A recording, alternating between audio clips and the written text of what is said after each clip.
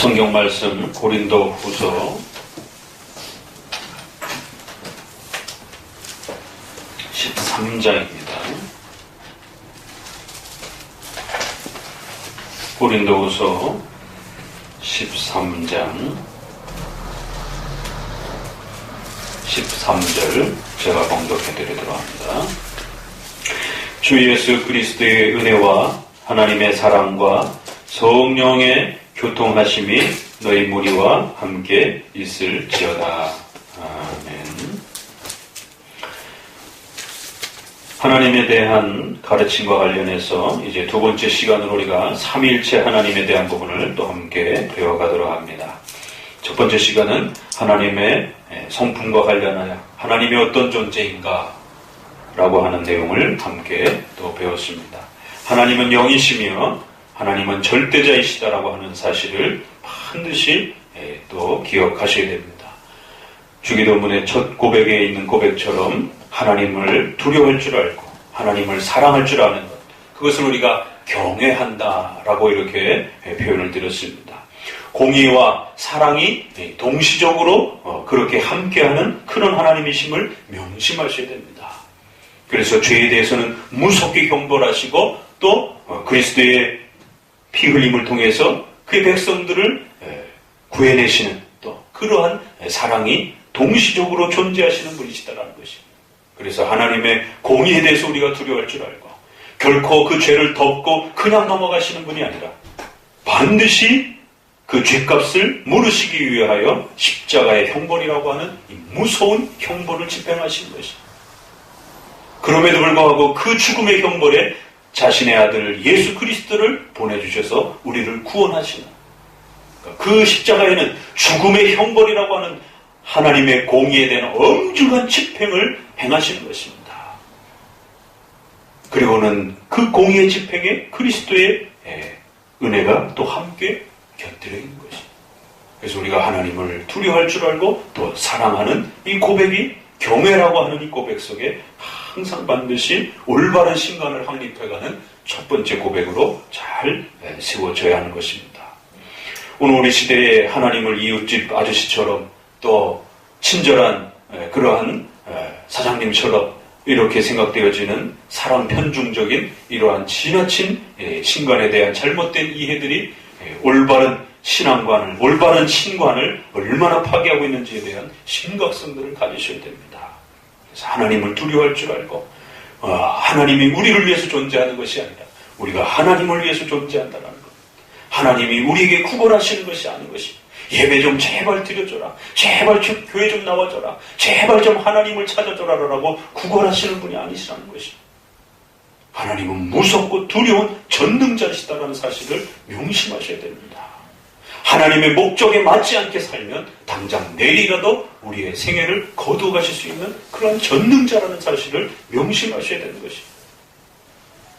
그래서 우리가 구약의 수많은 그 사건들을 바라보면서 하나님이 교회를 얼마나 무섭고 두렵게 대하셨는지들을 보게 됩니다.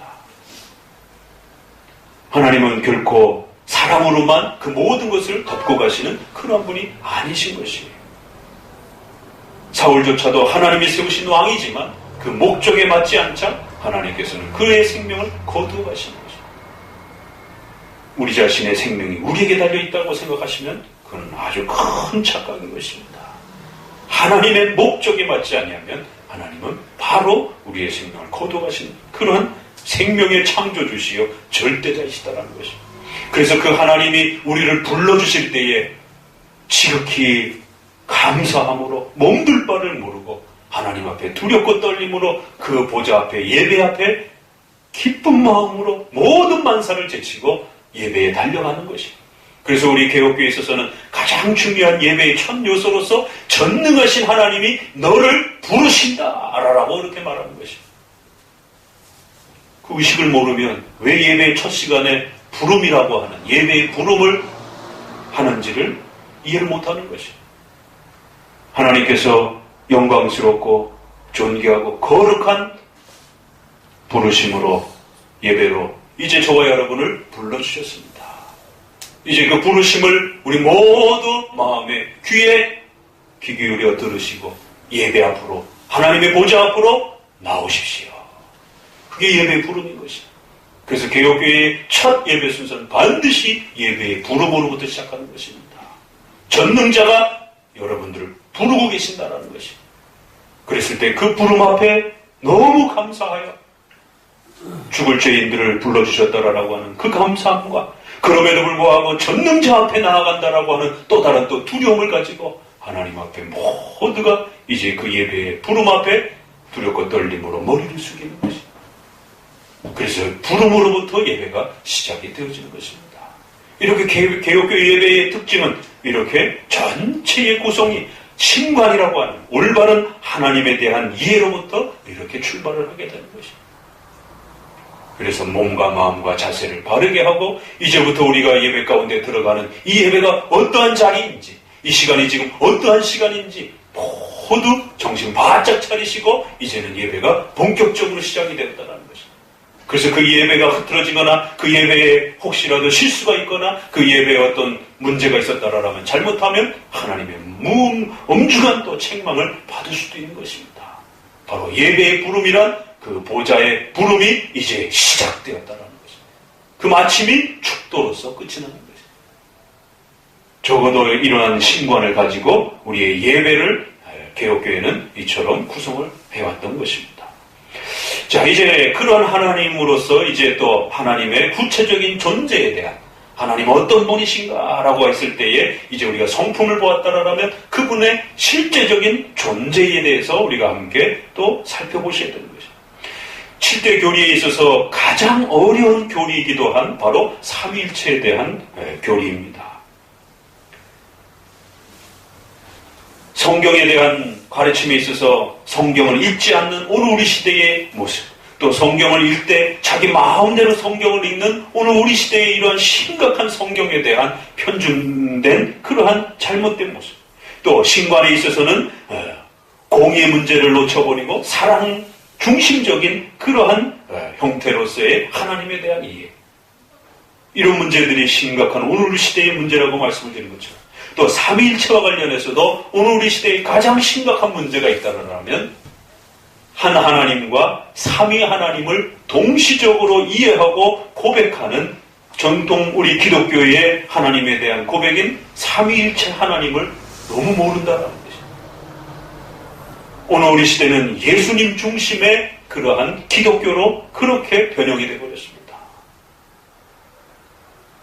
우리의 찬송에 있어서 왜 우리가 일반 찬송을 부르기를 꺼려하느냐 하면 거기에는 온통 다 예수님 중심으로서의, 기독론 중심으로서의 찬양으로 그렇게 구성이 되어 있습니다. 이 신학을 정확하게 이해하지 못한 성도들이 이러한 간증과 체험 속에서 작사를 하다 보니까 그저 예수님께 구원받은, 예수님의 은혜로 구원받은 그 은혜의 감격스러움으로 초점이 맞춰서 전부 거의 대부분이 예수님 중심으로 작사를 만들어 놓은 것입니다.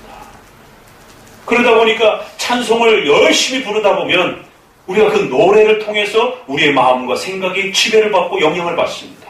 그래서 우리 청소년들이 좋은 음악을 듣는 것이 굉장히 중요합니다. 나쁜 음악에 많이 노출이 되게 되면 정서와 의지와 인격에 심각한 훼손을 겪게 됩니다. 그럼에도 마치 그렇게 일반 노래도 그렇게 중요한데 하물며 하나님을 예배하는 찬양에 있어서 성도들이 늘 흥얼거리고 또 직장에서나 또 삶 속에서 성경을 외워가지고 줄줄줄줄줄 이렇게 읊조리지 못합니다. 그러나 찬송은 멜로디를 붙여주게 되면 그것이 쉽게 기억이 되어지고 쉽게 머릿속에 인지가 되기 때문에 성경이 없는데도 일하다가도 마음속으로도 찬송을 부르면서 이렇게 노래를 부를 수 있는 것이. 그렇기 때문에 찬송의 그 가사는 우리의 신앙의 교리를 담아내고 성경의 중요한 이 가치를 담아낼 수 있는 핵심적인 기독교적 가치와 교리가 잘 구축되어 있어야 됩니다. 어린아이들에게 성경의 이 가르침과 문장들을 외우게 하기가 굉장히 어렵습니다. 그러나 어린아이들에게 10살 미만 아이들에게 노래를 가르치는 굉장히 쉽습니다. 요즘에 현아가 유치원에서 그 에델바이스도 그렇고 그 도레미송, 그 유명한 그 영화에 그 도레미송이 있지 않습니까? 그거를 음계로 저는 아예 기억도 못하겠어요. 그 도레미파솔라시도라라고 하는 그 음계로 이렇게 노래하는 그 음을 이제 배워가지고는 아침 저녁으로 이렇게 떠들면서 노래하면서 이렇게 다니고 있어요. 저는 전혀 기억을 못하는 그런 흐름인데 그 7살짜리가 6살짜리가 하나도 틀림없이 하나 그 빠트림 없이 정확하게 그 8개 음을 가지고 이 노래를 부르면 저는 너무 신기한 것이에요. 그것이. 왜? 거기에는 어떤 문장의 흐름도 없고 어떤 논리의 흐름도 없고 도도도 미미미 하는 그런 어떤 아주 그 단순한 어떤 단어 하나가 계속 도레미파솔라시도라고 하는 그것이 반복될 뿐인데 그걸 전부 외워서 노래한단 말이죠. 오히려 논리와 이해력을 가지고 있는 어른은 하기가 참 굉장히 어려운데 오히려 아이들은 그걸 흥얼흥얼거리면서 정확하게 그 단어들을 맞춰서 음에 맞춰서 노래를 부르고 흥얼거리는 것이죠. 아이들에게는 이처럼 노래로 그 성경의 문장과 내용을 가르치면 훨씬 더 쉽습니다. 그래서 찬양과 노래의 힘이라고 하는 것은 어느 시대나 이처럼 막강한 파워를 갖고 있습니다. 그렇기 때문에 개혁교회에서 어떤 찬양을 부르느냐, 성도의 가정에서 어떤 찬양을 배우느냐, 어떤 찬양을 성도들이 중얼중얼 하면서 삶 속에 살아가고 있느냐는 성도의 삶 속에 7대 교리를 마음속에 뼛속 깊이 새겨주는데 지대한 영향을 발휘합니다. 우리가 지금 시편 찬송이 그런 면에서 아직 익숙치 않아서 1편도 잘 기억이 안 됩니다. 복이 있는 자는 그래서 이제 조금 1편은 그래도 좀 이제 숙지가 되는데 2편만 넘어가도 가사도 잘 안 떠오르고 음은 이제 조금 익숙해지는데 가사가 떠오르질 않는 거예요. 시편을 외우지 않는 이상조차는 참 쉽지가 않습니다. 그러나 우리가 찬송가는 어려서부터 이렇게 교회를 다닌 분들은 그냥 저절로 그냥 툭 튀어나옵니다. 저도 어려서부터 저희 할머니가 늘 즐겨 부르는 전부 여지옵소서 그냥 중얼중얼 흥얼흥얼하는 것이에요. 그 가사가 상당히 우리 복음성가 CC하면 짧지만 기존의 찬송가는 그래도 가사가 굉장히 많습니다. 그런데도 중얼중얼 그런데 정작 중요한 우리 시편 찬송은 아직도 2편만 넘어가도 1편도 다 아직 기억이 잘 안 되는 이런 심각함이 있는 것입니다. 그런데 그 찬송의 온통 기독론 중심에 그리고는 부흥운동 이후에 존 웨슬레이의 부흥운동 이후에는 또 많은 부분들이 성령 중심의 성령의 그러한 표현으로 모든 찬송들이 구성이 되어 있습니다. 불길 같은 성신여 강구하는 우리에게 불러 성령 충만주 거기도 다 성령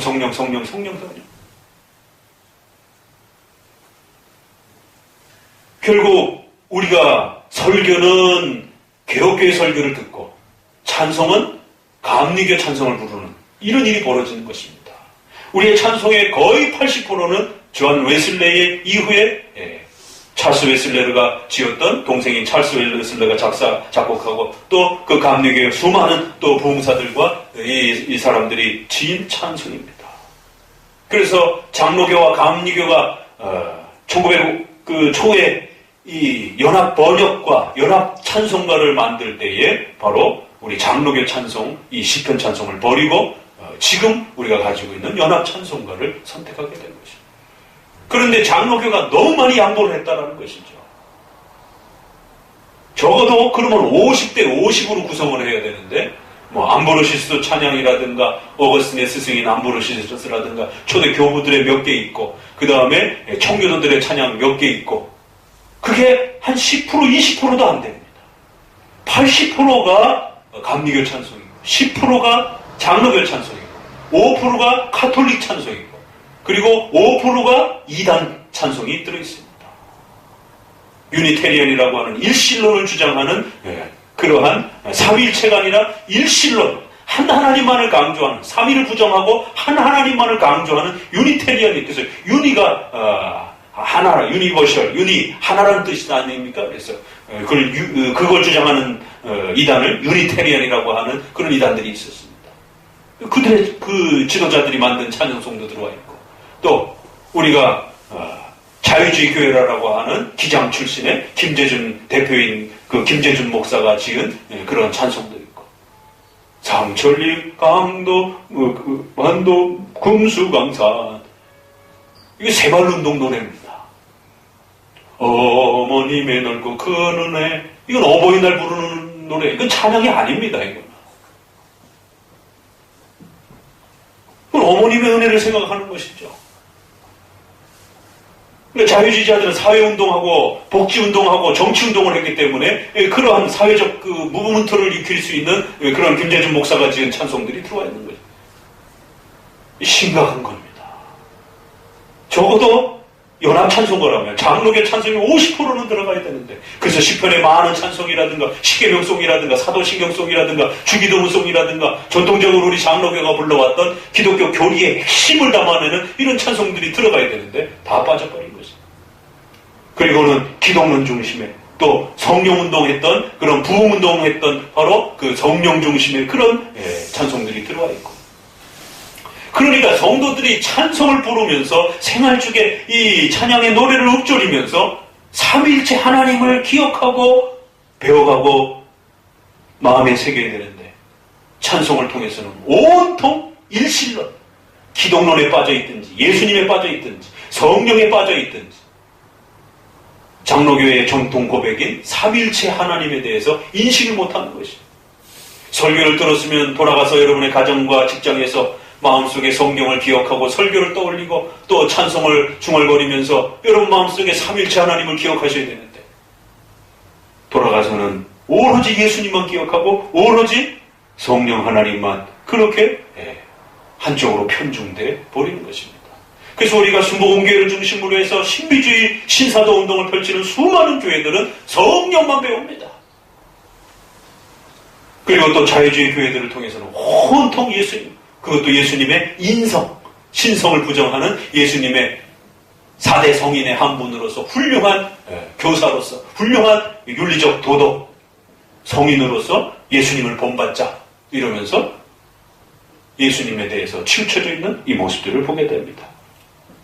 그러니까 우리가 사도신조에서는 목숨을 바쳐서 반드시 우리는 삼위일체 하나님을 믿고 고백하고 그렇게 예배해야 됩니다 라고 고백해놓고는 돌아가서 온통 예수님만 생각하고 성령님만 생각하는 것입니다. 이 불균형이 일어나 버린 것입니다. 그래서 우리가 사도신경의 이 고백을 예배 모범 안에 구축하고 있는 이유가 거기 있는 것입니다. 적어도 올바른 신간을 확립하기 위해서는 하나님의 전능하심에 대한 올바른 두렵고 떨리는 하나님의 절대성에 대한 고백을 잘 이해하셔야 되고, 삼위일체 하나님에 대한 바른 이해를 구축하셔야 되는 거예요. 이게 깨어져 버리게 되면 기독교에서 말하는, 성경에서 말하는 신관을 놓쳐버리게 되는 것입니다. 여러분이 만든 하나님을 섬기는 것입니다. 우리가 원하는 하나님을 섬기고 있는 꼴이 되는 것입니다. 그래서 적어도 마음대로 하나님에 대해서 생각하지 말고 2000년 동안 우리의 교회가, 우리의 선조들이 지켜왔던 사도신경에서 고백하는 그러한 신관을 가지라는 것입니다. 그러면 그 신관의 첫 번째는 전능하심에 대한 하나님에 대한 두려움을 가지라는 것. 두 번째, 성부 하나님이 창조하시고 성자 예수님이 우리를 위하여 죽으시고 십자가에 죽으시고 부활하시고 성령을 믿사오며 그 성령 하나님께서 교회를 세워가시고 우리의 삶을 주관하시고 도와주셔서 장차 재림 때까지 우리의 신앙생활의 전반적인 삶을 보호해 주실 것입니다. 성부, 성자, 성령. 그래서 반드시 삼위 하나님에 대한 올바른 이해와 균형을 가지고 삼위일체 하나님에 대한 고백을 지켜가라는 것입니다. 그러니까 우리의 이 예배의 이 규범의 틀 안에 우리 개혁교회가 지켜보자 했던 성경에서 말하고자 하는 그 하나님이 어떤 분인지에 대한 아주 중요한 규범이 담겨져 있는 것입니다. 그것 자체만으로도. 오늘 우리 시대에 이처럼 성부 하나님을 지나치게 강조하는 유대주의자들. 그러니까 한 하나님과 삼위 하나님을 어떻게 이해할 것인가에 대한 이 고민 속에 우리는 한 하나님과 삼위 하나님을 동시적으로 생각하고 고백하고 이해하셔야 되는 것. 이것이 삼위일체의 핵심인 것입니다. 간단한 것이. 그걸 더 깊고 어렵게 더 그것을 복잡하게 설명하기 시작하게 되면 이건 수학적으로 논리적으로 불가능한 구조이기 때문에 논리적 이해로 설명을 들을 수가 없습니다. 어떻게 1과 3이 같다라고 말할 수 있습니까? 어떻게 3과 1이 같다고 말할 수 있겠습니까? 하나님과 삼위 하나님을 같다라고 말하는 것이. 한 하나님이 계시고 그럼에도 불구하고 분명히 서로가 다른 성부, 성자, 성령 하나님이 계시다라는 거예요. 그래서 우리는 하나님을 고백할 때 한 하나님이십니다. 하나님은 한 분이십니다. 라고 고백하셔야 된다는 거예요. 그럼에도 또 동시에 하나님은 성부, 성자, 성령, 삼위 하나님, 세 분 하나님이 계시다라고 말씀하셔야 된다는 거예요. 이것이 기독교의 정통 고백이라는 것입니다. 그런데 문장은 답은 이렇게 간단한데 그것을 이해하는 방식에 있어서는 무지무지하게 어려운 것입니다. 1과 3을 수학적으로 논리적으로 풀어서 설명할 길이 없는 것입니다. 그래서 적어도 우리는 사도신경의 고백을 따라 성경에서 설명하는 정도로의 이해에 멈추는 것입니다. 그렇다고 아무것도 설명을 안 할 수는 없는 것이에요. 적어도 성경에서 한 하나님과 삼위 하나님에 대해서 말하는 범위가 있습니다. 적어도 그 정도까지는 우리 기독교인들이 바르게 알아야만이 이단에 빠지지 않고 또 우리가 믿는 하나님이 어떤 분이신지에 대한 올바른 하나님에 대한 이해를 가질 수 있다는 것입니다. 그러나 그 선을 넘어서서 만약에 더 논리적이고 더 수학적인 설명을 요구하신다면 그건 불가능하다는 것입니다. 그렇기 때문에 우리는 다시 한번 오늘 고린도서의 그 유명한 축도에서 사용되어지는 그 유명한 말씀이죠. 삼위일체와 관련해서는 두 유명한 구절이 있죠. 하나는 마태복음 28장에 땅끝까지 이르러 이제 내 증인이 되라 라고 하시면서 이제 세례를 주라라는 말씀 속에 성부와 성자와 성령의 이름으로 세례를 주라. 우리 번역에 있어서는 그것이 우리 한글은 관사를 즐겨 쓰지 않기 때문에 그저 성부, 성자, 성령이 같은 하나님인지 다른 하나님인지 구별을 할 수가 없습니다. 우리 언어는 좀 더 논리적인 언어가 아니라 좀 더 감수성을 담아내는 그런 정서적인 언어이기 때문에 명확하게 이렇게 논리적 구별을 두지 않습니다. 그러나 적어도 영어 성경에 있어서는 어와 더를 분명히 구별하면서 the Father, the Christ, the Spirit. 그래서 분명히 각각이 더라라고 하는 고유한 다른 그 명사인 구별로서 그렇게 구별을 해주었습니다. 그것은 헬라어 원문에 따라서 그대로 그 관사를 잘 살려서 성부 하나님, 성자 하나님, 성령 하나님은 분명히 서로 각각 다른 분이다라고 하는 구별성을 두었습니다. 그리고 이제 오늘 고린도후서 축도에서 쓰는 바로 이 구절이 가장 또 유명한 삼일체의 구절입니다. 여기서도 역시 분명히 각각이 서로 다른 분으로서 주 예수 그리스도의 은혜와, 그래서 우리말에는 그거를 조금 구별해 줄 수 있는 것은 접속사 정도입니다. 그래서 와, 또 과, 이런 것이 붙으면 우리말에는 좀 이렇게 개별성이 좀 강화됩니다. 그래서 삼일체를 번역할 때에 본체와 그 다음에 영원성과 하나이신 이 주보에 있습니다. 맨 앞에 보시게 되면 하이델베르그 의리문답의 그 표현 웨스민스터 신앙고백에 이렇게 되어 있습니다. 신성의 통일체에 본체와 권능과 영원성에 있어서 하나의 삼위가 계십니다. 본체와 권능과 영원성이라고 하는 하나님의 본질적 속성입니다. 우리가 지난번 배웠던 바로 하나님은 본질에 있어서 하나이시고 권능에 있어서 하나이신, 또 영원성이라고 하는 절대성에 있어서 하나이신, 하나의 영이신. 하나님은 세 영들이신 이렇게 고백하지 않았습니다. 하나님은 영이신이라고 단수를 썼습니다. 하나님은 영이신 하나님의 신적 본질에 있어서, 본체에 있어서 이렇게 하나이시다라는 것입니다. 그런데 이 말을 우리말에 번역에 한 본체와 권능과 영원성을 가지신 삼위가 계십니다. 이렇게 번역하신 데도 있고 여러 번역들이 있어요. 그래서 이번에 이 공인본 번역에서 이거를 조정을 한 겁니다. 합동측 번역에 있어서는 한 본체와 권능과 영원성 이렇게 돼 있어요. 그럼 우리말에 이 와가 잘못 번역이 되면 본체는 하나고 한 본체와 이러면 하나님의 본질에 있어서 한 본질이라고 하는 것은 해결이 됐습니다. 그런데 와 이렇게 붙으면서 권능과 영원성은 해결할 도리가 없어요. 그러면 본체는 하나이시고 권능과 영원성은 다를 수도 있다는 말이 됩니다. 우리말에 와, 과가 붙어버립니다. 그래서 이제 어떤 번역에 있어서는 그 우리 국어의 약점 때문에 한 본체와 한 권능과 한 영원성을 가지신 삼위가 계십니다. 라고 이렇게 번역해 준 데도 있어요. 그래서 삼위 하나님이 동일하게 이 세 개의 속성에 있어서 한 분이시다라고 하는 하나의 속성을 갖고 있다는 것을 한 본체와 한 권능과 한 영광을 이렇게 강조를 했어요. 그러나 이제 번역이라고 하는 고백이라고 하는 것은 너무 같은 말을 이렇게 반복해서 쓰게 되면 양이 많아지게 되고 또 이렇게 읽는 데 있어서 불편해집니다. 말이 자꾸 반복이 되면. 그래서 이걸 고민하다가 이걸 어떻게 우리 접속사의 이 한계를 뛰어넘고 이 삼위 하나님이 이 세 개의 그 신적 본질을 다 가지고 갖고 계신 하나의 한 분이라는 것을 어떻게 표현해야 될 것인가.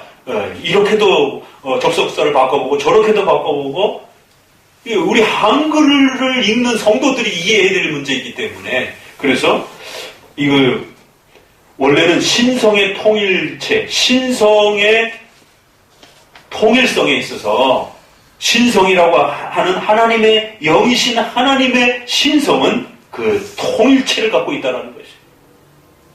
단일성이라고도 하고 통일체라고도 합니다. 그래서 영이신 하나님의 신성이라고 하는 하나님이라고 하는 신적 본질이 하나의 통일성을 갖고 있다는 거예요. 그래서 한 분 하나님을 이렇게 고백한 겁니다. 신성의 통일체에 하나님은 이런 통일체의 형태로 존재하시는 한 분 하나님이라는 거예요. 신성이 하나의 통일체를 형성하고 계신다는 것이에요. 한 분 하나님이 삼위이십니다. 이런 고백이. 그러니까 신성의 통일체가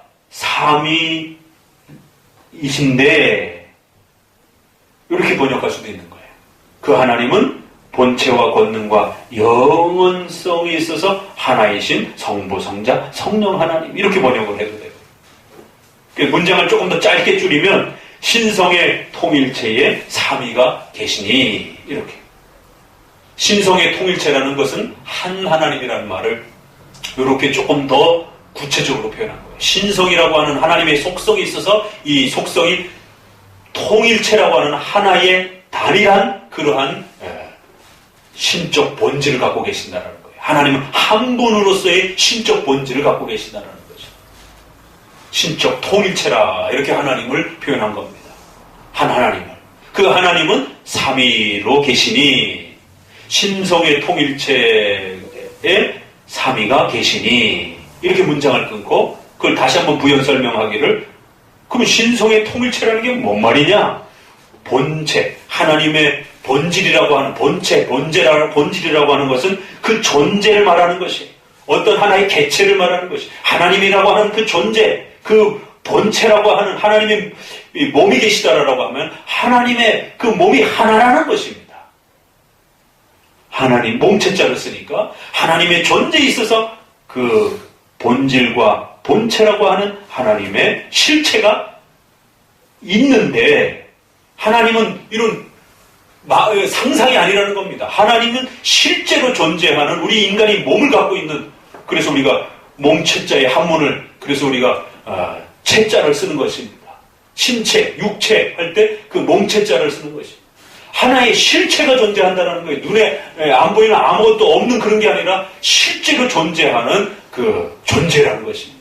그런 본체가 계시고 또 절대 권능과 영원성이라고 하는 하나님의 절대성에 있어서 동일하신, 하나이신. 그런데 그분이 성부, 성자, 성령, 삼위 하나님으로 계신다는 거죠.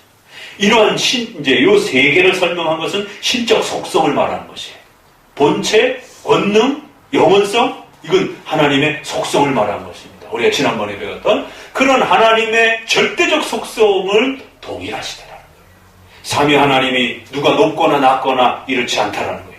이 삼위 하나님이 신적 절대성이라고 하는 성품에 있어서 모두가 다 하나님이라고 하는 신적 속성에 동등하신 하나님이라.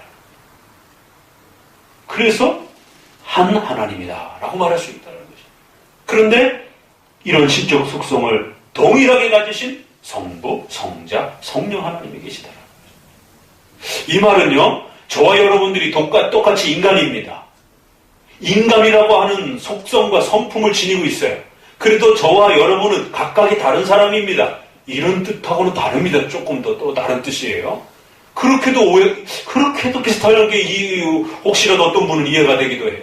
왜? 인간이라고 하는 어떤 하나의 성질에 있어서 우리가 신체와 기능과 기본적 인간의 속성적 기능을 동일하게 공유하고 있지 않습니까?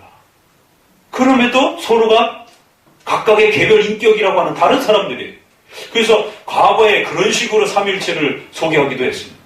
어거스틴도 약간 그런 시도를 했고 또 교보들도 약간 그런 시도를 했습니다. 그러나 종교개혁 시대에 와서 이것은 잘못하면 각각 다른 종속론에 빠질 수도 있고 양태론의 위험도 있고 이거는 정상적인 성경적인 삼일체를 설명하는데 무리가 있다. 그래서 어떨 때는 아버지의 모습, 어떨 때는 집에 가서는 또 부모님 밑에서는 아들의 모습, 또 자녀들한테는 내가 아버지의 모습, 또 아내한테는 남편의 모습, 내가 존재는 하나이지만 각각의 모습이 그때그때마다 달라질 수 있다. 모습이 달라진다. 이렇게 설명해도 이거 문제가 되는 것입니다. 태양과 빛과 불, 이것도 비슷해 보이지만 이것도 문제가 있는 것입니다. 하나는 설명은 되지만 그게 각각 서로 분명히 다른 것이냐라고는 또 설명이 안 되는 것입니다. 분명히 각각 다른 것은 설명을 할 수 있지만 그게 과연 그럼 하나냐라고 말할 수 없는 것입니다. 그래서 우리가 분명히 서로가 각각 다른 존재입니다. 인간에게 있어서. 그러나 우리 세 사람이 하나냐라고 말할 때는 인간이라고 하는 성품은 우리가 공유하고 있지만 하나의 동일한 인간적 존재는 아닌 것입니다. 그래서 인간을 갖고 삼일체를 설명할 수 없는 것입니다. 그렇기 때문에 적어도 우리 신앙 고백에 있어서는 이 하나님과 삼위 하나님을 한 하나님을 분명히 고백하면서도 삼위 하나님을 각각의 구별성을 정확하게 나누어줘야 되는 이거를 성경 전체를 고민하면서 이렇게 한 문장으로 정리한 것입니다. 그래서 이번에 이제 번역을 하면서 요 한이라고 하는 이 단어를 우리나라의 접속사에 어떻게 이어줄 것인가라고 하는 고민 속에서 이걸 하나로 묶어서 그 뒤에다가 하나인라고 이렇게 뒤로 빼준 겁니다. 그래서 신성의 통일체라고 하는 하나님의 본질에 있어서 한 하나님이라고 하는 이러한 신성을 가지신 하나님, 통일체를 이루고 계신 하나의 존재이신 하나님이 삼위다. 그런데 그 삼위는 본체와 권능과 영원성이라고 하는 신적 속성과 신적 본질에 있어서 동일하시다라는 거예요. 하나이시다라는 거예요. 이 세 가지의 신적 속성을, 동일한 신적 속성을 하나로 갖고 계시는 그러한 성부, 성자, 성령 하나님이시다라는 것입니다. 신적인 하나님의 신적 성질과 그 내용에 있어서는 동일하시고 하나이신 하나님. 그럼에도 불구하고 성부, 성자, 성령 하나님이시다. 그래서 첫 번째 고백에 있어서는 한 하나님과 삼위 하나님이 계십니다를 삼위일체를 이렇게 풀어서 설명을 한 것입니다. 성경에는 삼위일체라는 단어는 없습니다. 그러나 곳곳에서 한 하나님을 말할 때가 있고 삼위를 말할 때가 있고 때로는 성부와 성자를 말할 때가 있고 성자와 성령을 말할 때가 있고 또 어떨 때는 성부와 성령을 말할 때가 있고 또 어떨 때는 한 하나님과 성부를 말할 때가 있고, 어떨 때는 한 하나님과 성자를 말할 때가 있고, 어떨 때는 한 하나님과 성령을 말할 때가 있고, 하나님 이렇게 표현할 때가 있고, 여호와여라고 이렇게 표현할 때가 있고, 그래서 한 하나님을 표현하면서 성부, 성자, 성령을 각각 달리 표현하기도 하고, 때로는 한 하나님을 빼고 성부, 성자, 성령, 삼위 하나님을 설명할 때가 있고, 그러니까 성도들이 감을 못 잡는 것입니다. 도대체 이게 한 분 하나님이라는 말인지, 하나님은 성부, 성자, 성령 세 하나님이 계시다라는 말인지, 신구약을 통해서 복합적으로 말하고 하고 있기 때문에 이것을 하나의 문장으로서, 하나의 개념으로서 정리해 줄 필요가 있다는 것이죠. 그래서 우리 신앙 고백에 있어서, 사도신경에 있어서는 성부, 성자, 성령 하나님이라고 하는 삼위 하나님의 그 구별성을 좀 더 잘 구별해 주면서 그렇게 구별해 준 것입니다. 거기에는 한 하나님이요 라는 표현은 그렇게 많이 강조되어 있지는 않습니다. 왜냐하면 초대교회의 논쟁은 한 하나님에 대한 논쟁보다 삼위 하나님의 같으냐 다르느냐 이 문제를 갖고 많이 싸웠기 때문에 성부, 성자, 성령 하나님이 동등하게 하나님이시다라고 하는 부분을 강조하면서 성부 하나님은 누구신가 그러면, 성자 하나님은 누구신가 그러면, 성령 하나님은 도대체 누구신가, 이렇게 각 위의 구별성을 좀 더 선명하게 구별해 주는 것이에요. 그럼에도 불구하고 이 삼위는 하나님이라고 하는 신적 권능에 있어서 서로가 동일하시다라고 하는 표현 정도를 잡아준 겁니다. 왜? 전능하사 천지를 만드신 아버지 하나님을 믿사오며, 그래서 성부를 고백하자마자 바로 독생자 우리 주 예수 그리스도를 믿사오며 라고 했을 때, 독생자라는 말이 성부와 예수님이 신적 본질에 있어서 동일하시다라는 말이에요. 우리가 생각하는 아들을 낳았다라고 했을 때 그 아들이 단순한 아들이 아니라 영원한 아들이라고 하는 이 성경의 독특한 표현입니다. 아들 그러면 아버지와 아들이라고 하는 인간의 이 육신적인 개념을 오해할 수 있기 때문에 독생자라고 하는 독특한 표현을 써서 영원한 아들이라고 하는 기독교적 용어를 만든 것입니다. 그래서 신적 권능으로서 성부와 성자는 영원성에 있어서 동등하시고 동일하시다는 거예요. 그래서 누가 높거나 낮으신 것이 아니라 성부와 성자가 그렇게 서로 동등성으로 존재하시는 하나님이시요. 그러니까 우리의 고백에 있어서는 그게 선명하게 안 나타나지만 실제로 그런 의미로 작성을 한 겁니다. 사도신조에서는. 그리고는 성령을 믿사오며 라고, 왜 성령을 믿는다라고 고백합니까? 성령을 피조물이나 성령 받아라 라고 하면서 목사가 마음대로 움직이고 왔다 갔다 할 수 있고, 성령을 어떤 에너지나 기처럼 생각하면 큰일 나는 것입니다. 오늘 우리 시대의 신비주의자들에 의해서 성령을 그렇게 마구잡이로 그렇게 쓸 수 있는 어떤 하나의 도구처럼 사용합니다. 그러나 이미 2000년 전에 성령을 믿사오며, 성령은 믿음의 대상이지 그렇게 주고받고 막 보내고 막 쓰러짐을 받을 때 막 영향을 끼치고 그런 어떤 에너지요 기가 아니라는 것입니다. 성령을 믿사오며 라고 할 때 성령은 하나님으로서의 그 존경과 영광의 대상으로서의 신적 속성을 갖고 계신 분이기 때문에 믿음의 대상이다 라고 고백하는 것입니다. 그러니까 사도신조에는, 서방교회는 삼위일체를 가지고 그렇게 심각하게 싸우지 않았기 때문에 이 사도신조에서 나타난 삼위일체는 그렇게 아주 세밀하거나 그렇게 아주 엄밀하지 않습니다. 오히려 니케아 신조라고 하는 동방교회에서 더 심각하게 삼위일체를 가지고 싸웠기 때문에 이제 니케아 신조에 있어서는 동일 본체요라고 하는, 성부와 성자는 동일 본체요라고 하는 이 말이 강력하게 문장에 구성이 된 것입니다. 사도의 신조에는 없는 니케아 신조에는 동일 본체라는 말이 강력하게 거기에 구축이 되었고, 하나님에게서 나온 하나님, 빛에게서 나오신 빛, 신에게서 나온 신, 이런 부수적인 말들이 따라붙으면서 성부와 성자는 동일하신 본체라고 하는, 동일 본질이라고 하시는, 동일 존재라고 하는 이 부분. 그래서 동일한 하나의 본체와 권능과 영원성을 가지신 이 표현이 니케아 신조의 고백 표현입니다. 그러니까 사도 신조에서는 독생자, 성령을 믿사오며 이렇게만 고백이 된 거고, 니케아 신조의 좀 더 세밀하고 자세한 표현을 웨스민스터가 가지고 온 것이. 그래서 한 본체요. 영어 성경에는 이것이 same이라고 되어 있습니다. 또 어떨 때는 one이라고 되어 있어요. 그래서 놀라운 것은 신앙고백서에서는 one substance 이렇게 돼서 한 본체요, 한 본질이요 이렇게 되어 있습니다. 그런데 소유리 문답에서는요 얼마나 놀라운가 하면 동일 본체요, 동등 권능, 동등 영원성을 가지신 삼위이십니다. 이렇게 되어 있어요, 소유리 문답에. 그래서 이번에 소유리 문답을 번역하면서도 그걸 살렸습니다. 웨스민스터 신앙고백에 있어서는 본체를 표현할 때 one을 썼습니다. 한 본체요.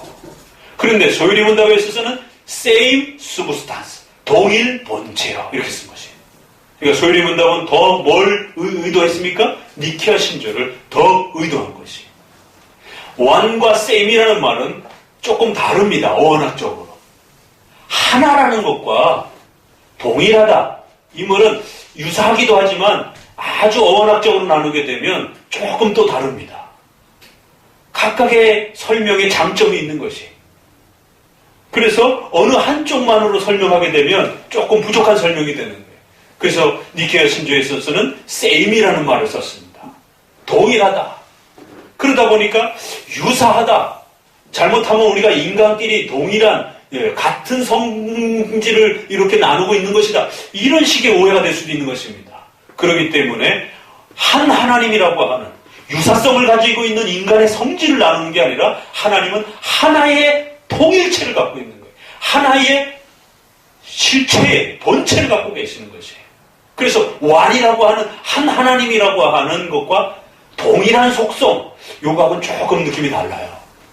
그러나 두 개가 다 필요한 말입니다.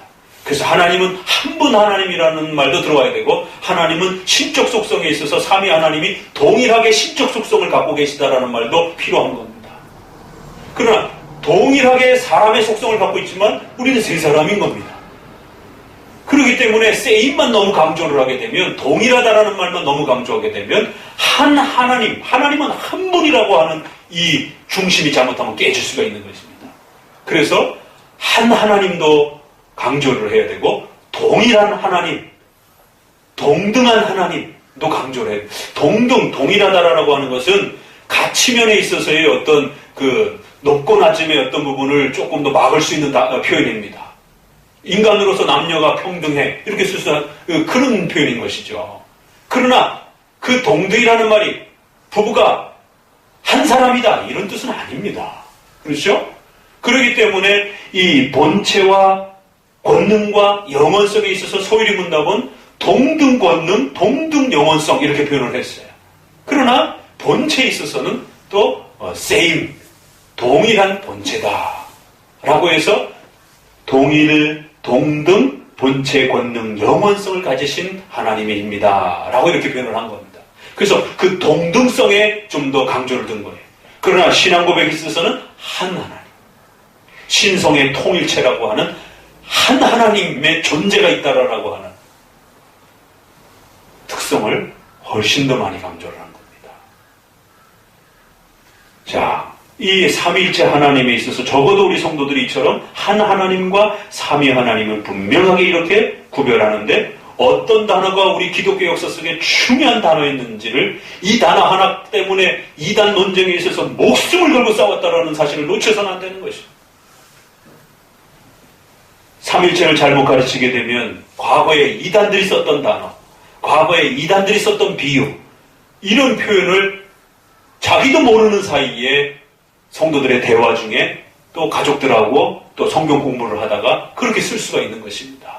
그렇기 때문에 적어도 이 어려운 삼일체를 바르게 말하기 위해서는 우리의 선조들이 우리의 신앙 고백서에서 어떤 단어들을 선택하면서 이 말을 썼는지를 잘 기억하셔야 된다는 거예요.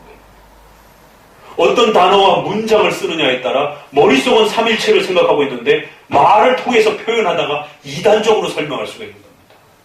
그래서 머릿속으로 여러분이 한 하나님과 삼위 하나님을 동시에 고백한다 할지라도 그걸 어떻게 자녀들에게 가르치고 세신자들에게 소개하고 그걸 대화하느냐에 따라 또 이단적인 말로 삼위일체를 그렇게 말할 수도 있는 것입니다. 그래서 우리의 마음속과 우리가 그걸 표현할 때 동일하게 한 하나님과 삼위 하나님을 존중하고 그 균형성이 깨지지 않도록 어떻게 잘 말해야 될 것인가. 이것이 아주 중요한 삼위일체의 표현에 있어서 핵심인 것이. 그랬을 때 적어도 아까 말씀드린 것처럼 성부, 성자, 성령 하나님을 높낮이로 표현하면 안 된다라는 거. 성부가 제일 높고 그 다음 이런 식으로 등급으로 말하면 안 된다라는 거. 또 어떤 모양이 바뀌어지는 형태로서 그렇게 순복음교회나 신비주의자들이 말하는 것처럼 구약은 성부시대, 예수님은 신약시대, 오늘날은 성령시대다. 그래서 하나님이 성령의 모습으로 오늘날 역사하시고 나타난다는 거예요. 그러니까 온통 그 중심이 성령의 역사와 성령의 활동 쪽에 초점이 맞춰져 있는 것입니다. 이 일신론이 되는 것입니다. 삼일체가 아니에요. 이미 벌써 그런 방식은 초대교회 이단으로 이미 벌써 다 정제된 표현들입니다. 그런 거 주장하다가 이단으로 정제된 목회자와 성도들이 수두룩합니다. 과거 역사를 모르다 보니까 오늘날 목회자들이 그런 식으로 성도들에게 설교를 하는 것이, 성도들도 그런 식으로 하나님을 이해하고 찬송가에도 그런 식으로 성령을 표현하게 되는 것이. 예수님에 대한 중심 표현도 역시 마찬가지인 거죠. 성부를 지나치게 강조하게 되면 유대주의자들에 빠져버리는 거예요. 예수님을 왜 죽였습니까? 신성 모독죄로 죽인 것이. 감히 어떻게 성부와 하나님과 당신이 동등한 하나님이라고 말할 수 있느냐? 아버지께서 일하시니 나도 일하신다 예수님이 그러잖아요. 아버지와 나는 하나다라고 그러니까 돌을 들어가지고 신성 모독죄로 돌멩이를 쳐 죽이려고 한 것이. 이렇게 성부와 성자와 성령을 각각 지나치게 강조하게 되면 일신론에 빠지면서 또 더 나아가서는 성부를 더 높게 친다든가 성자를 더 높게 친다든가 성령을 더 높게 친다든가 등급으로 나눈다든가 또 그렇게 모양을 바꾸어서 어느 지나친 하나님의 위격에 지나치게 편중되어지게 되면 삼일체의 균형이 깨져버리게 됩니다. 그렇게 되면 일신론에 대부분 빠집니다. 기독교가 삼신론에 빠지는 것은 그렇게 많지 않아요. 동시에 다신론, 여러 신들을 이렇게 이해하는 방식으로 기독교가 이렇게 위협받지는 않았습니다.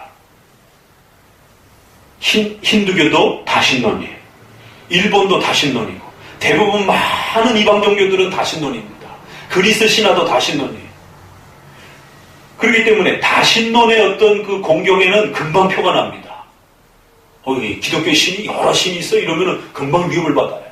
그런데 일신론을 강조하면서 왜 전통적으로 신명기 6장을 따라서 하나님은 한 분 하나님이시니 라고 하면서 성부 하나님을 중심으로 한 일신론의 전통을 갖고 있기 때문에 유대인들의 그런 전통 때문에 자칫 기독교가 똑같은 일신론 사상에 그러한 오해를 많이 받은 것입니다. 그랬을 때에 일신론의 이단이 훨씬 많은 겁니다.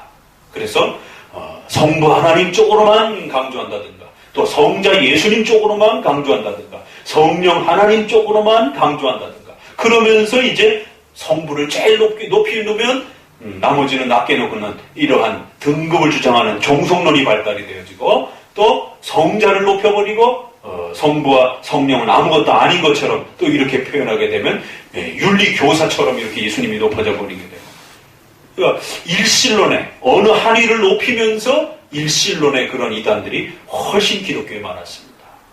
아리우스라고 하는 종속론을 가르쳤던 예수님이 피조물이다라고 가르쳤던 바로 그런 이단도 성부 하나님만을 강조하는 일신론이었고 유니테리안이라고 하는 이단들도 일신론주의자들이고 양태론을 가르쳤던 모양이 바뀌어져가는 그런 모습이다라고 하는 그래서 오늘날은 성령시대라고 하는 이것도 역시 일신론의 그런 틀을 가지고 있는 것입니다. 그래서 반드시 우리 안에 이러한 잘못된 부분들을 조심하면서 한 하나님과 그럼에도 삼위 하나님의 구별성을 잘 구별해줘야 되는데 그럼 이걸 어떻게 정확하게 우리가 표현할 것인가? 신성의 통일체에 의해서 하나님은 한 본체 하나의 신성을 가지신 하나님. 그러나 그런데 그분이 성부, 성자, 성령 하나님이라고 하는 각각의 구별성을 가지신 각각의 신격의 인격적 구별을 갖고 계신 서로가 다르다라는 거예요. 그러니까 우리가 같다라는 말을 앞에 쓰고 뒤에서는 다르다라는 말을 쓰는 것입니다. 신적 본질과 그 신적 통일성에 있어서는 하나이신 것이, 같으신 것이, 본체와 권능과 영원성이라고 하는 하나님의 신적 속성에 있어서는 같으신 것입니다. 하나이신 것입니다. 그럼에도 성부, 성자, 성령이라고 하는 마치 인격 대 인격으로 우리가 서로 다르듯이 그래서 하나님을 우리가 신격이라 이렇게 표현을 하는 것이죠. 그래서 그걸 우리가 신격을 다른 말로 삼위라고 하는 격이라고 하는 말을 한문에 또 다른 어려운 말이 옛날에 위라고 하는 그러한 표현이 있습니다. 우리는 낯설지만 인격 이거는 훨씬 이야기가 편해. 신격 격이라는 말이 지금은 훨씬 더 편합니다. 그러나 옛날에는 위라는 말을 즐겨 썼습니다. 사람을 높여서 이렇게 부를 때 이렇게 존칭을 해서 이렇게 표현할 때 분 그러면 그건 순수 한글 말이고 위 그건 한문입니다. 그래서 저분을 찾아가 이럴 때 저분을 좀 존경해 이럴 때 위라는 표현을 쓰는 것이 자리 위라는 단어인데 높은 자리, 대통령의 자리, 왕의 자리 이런 신분과 명예를 표현할 때 위라는 쓰는 표현을 쓰면서 이렇게 인격을 좀 높여야 되지 않느냐 그럴 때 이제 격을 쓰는 것처럼 위라는 말이 그렇게 예전에 쓰였기 때문에 초창기 번역되어지는 이 선교사들에 의해서 삼위일체를 한 하나님, 한 본체를 갖고 계신 하나님, 그러면서 삼위, 삼신격 이렇게 표현되는 것이죠. 세위, 세신격, 세인격 이렇게 우리가 구별을 할 수가 있는 것입니다. 그래서 분명히 서로의 격이 다르신 분, 서로의 위가 다르신 분. 근데 성경에서는 그분을 성부, 성자, 성령 하나님이라 표현한다. 자, 그러면 이 삼위 하나님이 각각 어떻게 다르냐? 이게 이제 그 다음에 문제가 중요한 겁니다. 동등하다, 또 하나이시다, 이 부분은 이제 잘 표현했습니다. 그런데 다르다라는 어떻게 표현이 됩니까? 성부, 성자, 성령 하나님으로 이제 그 고백을 달리 했어요. 그 다음 문장은 이 각각의 삼위 하나님이 어떻게 서로가 다르신지를 표현하는 것입니다. 같이 읽어봅니다. 성부는 누구에게도 속하지 않고 태어나지도 않고 나오지도 않으십니다. 그들은 성부에게서 영원히 나셨고 성령은 성부와 성자에게서 영원히 나오신다. 하나님의 존재의 특성을 중심으로 해서 이렇게 표현해 준 겁니다. 삼위 하나님이 다르다라고 하는 것을 우리가 두 가지로 표현할 수 있습니다. 하나는 하나님의 존재의 특성에 있어서 삼위가 아주 서로 다른 형식으로 존재하고 계셔요. 하나님이 일하실 때 다른 방식으로 일을 하십니다. 그렇게 존재의 특성에 있어서 삼위 하나님의 구별성이 나눠지고 하나님의 일하는 내용과 방식에 있어서 삼위 하나님이 서로 달라요. 적어도 그 정도로는 우리가 표현할 수 있다는 거예요. 왜? 성경에서 그렇게 말하고 있기 때문에. 목사님 왜 이렇게 어렵게 표현을 해야 되죠? 이걸 어렵다고 생각하십니까? 성경에서 이렇게 표현하고 있어요. 성경은 이거보다 더 복잡하게 표현합니다. 그나마 정리를 해준 표현이 이 표현인 거예요. 사도신경의 그 정도의 표현은 여러분들이 읽으셔야 된다는 것이죠. 니케아 신조에서 적어도 그 정도의 표현은 읽으셔야 된다는 거예요. 자, 그러면 성부는 어떤 분이냐? 누구에게도 속하지 않고 어떤 기원과 출처가 없다라는 거예요. 그래서 출애굽기 3장에 뭐라 그래? 하나님 누구시냐? 라고 하니까 I am, who I am 이러는 것이에요. 영어로. 우리는 번역을 나는 스스로 있는 자다 이렇게 번역을 했어요. 아주 고민을 하다가 그게 영어로는 I am, who I am 이렇게 번역한 거예요. 관계대명사 후도 빼갖고 I am 이렇게도 말할 수 있는 것이에요. 그 히브리어의 그 독특한 표현에 그 야훼, 여호와 뭐 이렇게 표현하는 그 표현 안에 아주 그 독특한 그 야훼라는 표현이에요. 그걸 우리가 여호와라도 표현을 하는데 발음을 어떻게 해야 될지 모릅니다.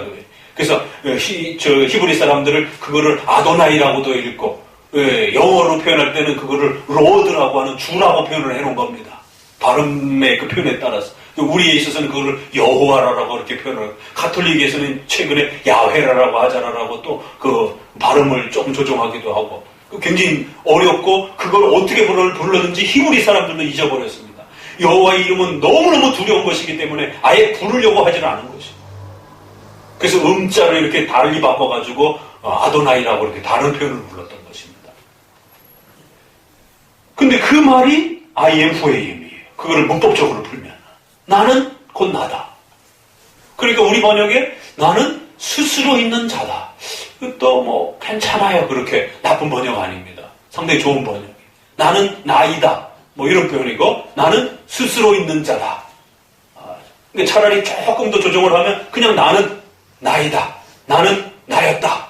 뭐 이런 표현입니다. 나는 나다. 이런 표현인 것이에요. 하나님 누구십니까? 모세가 이렇게 물으니까 나는 나다. 이런 것이에요. 하나님의 존재성에 대한 아주 근원적인 물음입니다. 하나님이 누구신가에 대해서 이렇게 묻고 그러면서 이제 삼위 하나님에 대한 다양한 표현이 나오는 거예요. 창세기를 읽자마자 태초에 하나님이 천지를 창조하시니라. 그러면서 하나님의 영이 수면 위에 운행하시느니라. 그게 거기에 루하우 이렇게 했을 때 구약에서 성령을 표현할 때 루하우, 바람, 숨 이렇게 표현할 때 성령을 그렇게 표현합니다. 창세기 1장에부터 하나님의 영 이렇게 나옵니다. 엘로힘, 루하우 이렇게 해서 하나님의 영 이렇게. 그 말씀이 비치스라라고 하면서 말씀으로 창조하시는 장면이 나옵니다. 그러니까 아주 초창기부터도 하나님이라는 표현이 나오고 하나님의 영이라는 표현이 나오고 하나님이 말씀하여 가라사대라고 하는 하나님의 말씀의 그 표현들이 나오는 것이. 그 이제 잠언서라든가 구약에 조금 넘어가게 되면 하나님의 지혜, 하나님의 말씀 이것이 장차 올 메시아로 표현이 되고 신약에 오니까 예수님 자신을 나는 하나님의 말씀이다, 하나님의 빛이다, 하나님의 지혜다 이렇게 표현을 하는 것이. 시편 110편에 멜기세덱의 반차를 쫓아서 예수님이 오실 것이다라고 말하면서 다윗이 하나님을 고백하되 하나님 여호와 보좌 우편에 계신 여호와에게 이런 표현을 쓰는 것이에요. 대상이 달라요. 여호와께 기도하면서 그 여호와가 여호와의 옆에 계신 우편에 계신 하나님에게 자신의 억울함을 풀어달라고 다윗이 그렇게 기도하는 거죠. 장차 그 여호와에게 권능을 주셔서 원수들을 짓밟고 깨트릴 하나님의 나라가 임할 것입니다. 그러니까 예수님이 바리새인들에게 당신이 언제 태어나느냐? 우리 조상 아브라함보다 더 먼저 있었느냐 하니까 아브라함은 나를 알았고 다윗도 나를 알았다 이렇게 말을 하는 거죠. 그 시편 말씀을 그 가지고 와서 바리새인들에게 그렇게 말하는 거예요. 그런데 왜 너희들은 나를 모르느냐를 하라고. 내가 아브라함과 다윗보다 먼저 있었던 자다라고. 굉장히 어려운 말씀들을 하십니다. 요한복음 14장에 태초에 말씀이 계셨는데 그 말씀이 만물을 창조하면서 여호와와 함께 계셨다. 여호와와 말씀을 구별합니다. 그 말씀으로 모든 것을 창조하셨다. 하나님의 독생자가 태어나셨는데 독생자라는 표현이 나옵니다. 그리고는 14장 15장에 빌립이 아버지 하나님을 보여주십시오. 나를 봤는데 왜 자꾸 아버지를 보여달라고 그러냐. 아버지와 나는 하나다. 이제 아버지와 내가 아버지께로 가는데 아버지와 내가 너희 가운데로 와서 거처를 함께 할 것이다. 아버지는 내 안에, 나는 아버지 안에. 이제 내가 아버지께 기도하여 보혜사를 보내줄 것인데 그 보혜사가 아버지와 아들로부터 내가 보낼 거라는 거예요. 성자가 보낼 거라는 거예요. 그리고 성령이 오셔서 너희 가운데 하나님을 가르쳐 줄 거라는 거예요. 그런데 그 성령이 오시면 성부와 성자는 함께 계신다라는 거예요. 너희 가운데 있을 거라는 겁니다. 요한복음 17장에 아버지와 내가 누렸던 창세전으로부터 누렸던 아버지 안에 내가 서로 영원한 교제를 누렸던 것처럼 우리 성도들이 그렇게 교제를 하나됨의 교제를 나누게 해주옵소서. 굉장히 어려운 말들을 합니다. 그러니까 제자들이 그럼 가십니까? 그럼 이 땅에는 아무도 안 계십니까? 성부와 성자와 성령이 같다라고 말씀하시기도 하시고 다르다고도 말씀하시고 하나라고 말씀하시고 또 아버지는 나보다 크신 존재다라고 이렇게 또 말씀하시고 그래서 이제 성부는 그 고유함과 특성이 어떠한 기원도 갖고 있지 않고 누구에게도 속하지 않아. 왜? 예수님은 나는 누구냐라고 물으시니까 제자들이 물으니까 예수님 누구십니까? 라고 물으니까 나는 성부에게서 태어나신 독생자다 이렇게 말씀을 하시는 거죠. 그래서 거기에는 내가 성부로부터 영원히 태어났다 이렇게 말을 하는 거죠. 아버지와 아들이라고 하는 인간에게 있어서 가장 친밀함을 아버지와 아들로 표현하시면서도 인간의 언어로는 표현할 수 없으니까 거기에 부사 하나를 더 집어넣어서 영원히 태어나는 그런 존재다 이렇게 말을 하니까 확 어려워진 거죠. 아버지와 아들은 너무너무 친밀한 것이 아버지와 아들은 그렇게 친밀하신 분이군요. 우리가 아버지와 아들은 가족이니까 그건 금방 이해를 한단 말이에요. 그러나 나는 독생자다. 영원히 그 아버지로부터 나신 자다. 그 아버지로부터 태어난 자다. 그게 어떻게 가능합니까? 그런 존재라는 거죠. 그러나 성부는 어디서 태어나거나 어디서 보냄을 받거나 그런 분이 아니라 그 존재 자체가 그냥 그렇게 계신 분이시다. 어떠한 기원과 어떤 출처를 갖고 있지 않고 태어나지도 않고 성부를 보내실 때 성부는 보냄을 받고 오시는 것이. 그러나 성부는 누구의 보냄을 받는다든가 태어남을 받는다든가 이런 분이 아니라 그냥 성부는 그 성부 그 자체로 계시는 분이라는 거예요. 그래서 세 가지 동사를 썼어요. 기원이 없고 태어나지도 않고 나오시지도 않고. 나오는 거는 성부의 독특성이고 태어나는 거는 성자의 독특성이고 성부는 어떠한 출발이 없으시고 기원이 없으시다라는 거예요. 그냥 그 존재 I am who I am 그냥 존재 그 자체로 계신 분이시다. 그러면 성자는 어떤 분입니까? 라고 하니까 나는 성부에게서 영원히 나셨고 그래서 영원히와 나셨다라는 말을 반드시 함께 써야 됩니다. 그러니까 성령은 그러면 어떤 분이십니까? 라고 하니까 성령은 보혜사 성령을 요한복음에서 예수님이 보내시겠다 말하는 거예요. 아버지께서 보내주실 것이다 이렇게 말하는 거예요. 보내요? 그러면 신부를 보내다 이렇게 말을 하잖아요.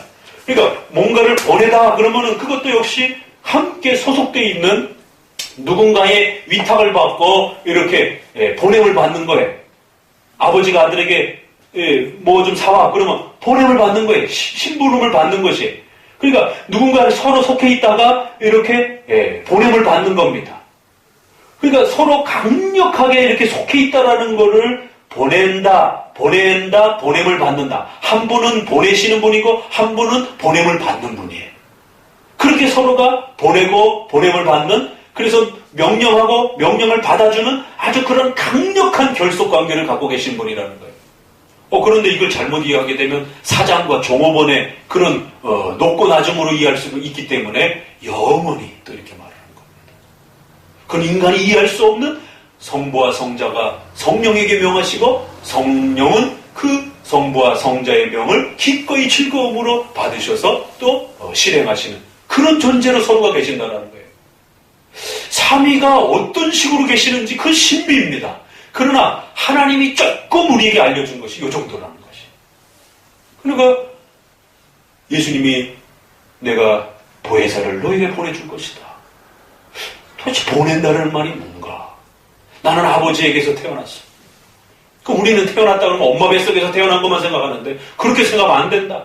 태어남이라고 하는 그 친밀함이 있지만 그 태어남은 너희가 이해할 수 없는 영원한 신비 속에서 이루어지는 그러한 태어남이라는 것이. 그렇습니까? 여러분 논리적으로 이해할 수 없어요. 그거는. 그저 성경이 그렇게 하나님의 존재를 설명하니까 성부는 기원이 없고 태어나는 그런 것도 없고 어떤 보냄을 받는 어떤 그런 존재도 아니고 그저 부정적으로 표현한 겁니다. 긍정적으로 뭔가를 설명할 수 없기 때문에.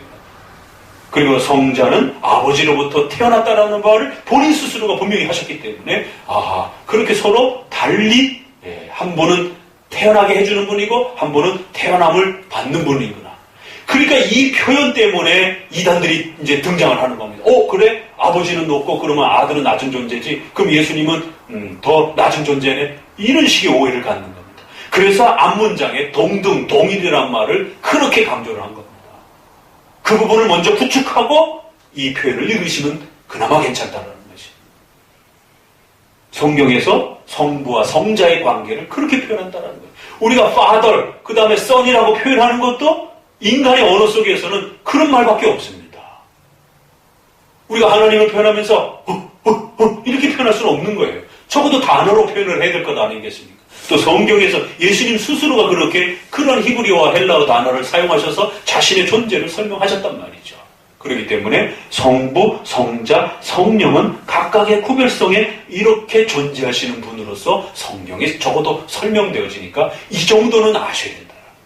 그리고는 이제 인간의 창조와 구원 사역에 있어서 성부 하나님은 창조와 작정과 선택의 그런 일들을 주로 하시며, 성자는 십자가에 죽으시고 말씀과 지혜로서 온 우주 만물에 하나님의 지혜를 드러내시고 그 역사를 이루시고 인간의 구원을 짊어지시고, 성령 하나님은 온 우주 만물의 창조가 이루어지도록 실행하시고 인간이 이 구원을 얻을 수 있도록 우리를 중생시켜 주시고 우리 마음을 변화시켜 주시고 우리의 삶 속에 우리를 늘 보호하는 방식으로서, 우리의 구원을 성취하는 방식으로서 성령 하나님이, 삼위 하나님이 창조의 일에 있어서 인간의 구원의 일에 있어서 서로 각각 달리 또 일을 하십니다.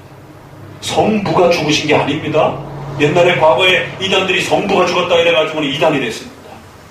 왜? 이 삼위성을 구별을 못해주면, 하나님을 한 분이라고만 이해를 하게 되면, 왜 순복음의 그러한 모습이 변형되어지는 구약시대, 신약시대, 오늘날의 성령시대 이렇게 되면 성부가 십자가에 죽을 수도 있는 것입니다. 왜? 하나님은 하나의 모습이기 때문에. 그때는 예수님의 모습으로 죽었지만 실제로는 구약의 성부 하나님이 죽은 꼴이 되는 것이 잘못하면. 성부 하나님이 죽었다는 큰일 나는 것입니다. 성부 하나님은 영이시기 때문에 죽거나 살거나 그런 변화가 있는 분이 아닙니다. 예수님만이 단지 인간의 몸을 취했기 때문에 예수님이 죽었다라고 말을 해야 되는 것입니다. 그러니까 성도가 이런 인식 없이 말을 함부로 이렇게 막 했다가 성경 공부하다가 잘못하면 이단적인 그런 표현을 함부로 할 수가 있는 것입니다.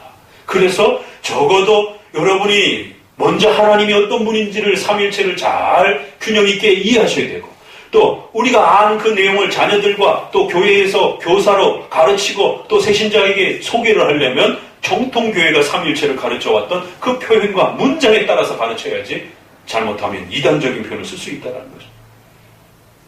그래서 존재에 있어서 삼위가 이렇게 구별이 되시고 창조와 구원 사역에 있어서 또 독특하게 구별적인 그 사역들을 행하셨다는 거예요. 그럼에도 불구하고 삼위 하나님은 절대로 나뉘어지지 않는다는 걸 명심하셔야 됩니다. 십자가에 죽으실 때도 예수님이 죽으셨지만 거기에 성부 하나님이 명령하시고 그 죽음으로 초대하신 분은 성부 하나님이신 것입니다. 그 십자가를 포기하지 아니하고 끝까지 짊어질 수 있도록 지탱하신 것은 성령 하나님이신 것입니다. 예수님이 부활할 때에 또 역시 마찬가지죠. 성령이 오순절 역사에 임하실 때 그 약속은 이미 성부로부터 약속되어졌던 것이고 성자가 그 집행하실 것이라고 말씀하셨고 성령이 오신 것입니다. 창조하실 때 성부 혼자만 창조하신 것이 아닙니다. 모든 역사에 삼위 하나님이 결코 나뉘어져서 단계별로 사역하시는 것이 아니라 각각의 사역에 구별이 있는 것인지 항상 함께 사역하시는 것입니다. 그렇기 때문에 오늘 우리 시대는 항상 삼위 하나님을 기억하시면서 성부에게도 기도하고 성자에게도 기도하고 성령 하나님께도 기도하고 또 그러면서도 우리가 한 하나님께도 기도하는 것입니다.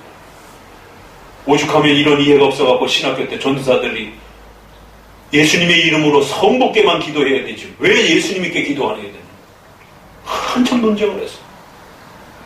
그러면 성령께는 기도하면 안 됩니까? 삼위일체에 대한 기본 개념이 없는 거예요. 기도의 방식에 있어서는 예수님의 이름으로라고 하는 기도의 형식으로 기도를 구축하기도 하지만 우리가 기도에 도움을 요청할 때는 인간의 구원과 관련해서 성부에게 기도할 수 있고 성자가 또 이루시는 구원의 내용이 다른 것이, 성령께서 행하시는 내용이 다른 것이, 그래서 우리가 성령께도 기도할 수 있고 또 성부에게도 기도할 수 있고.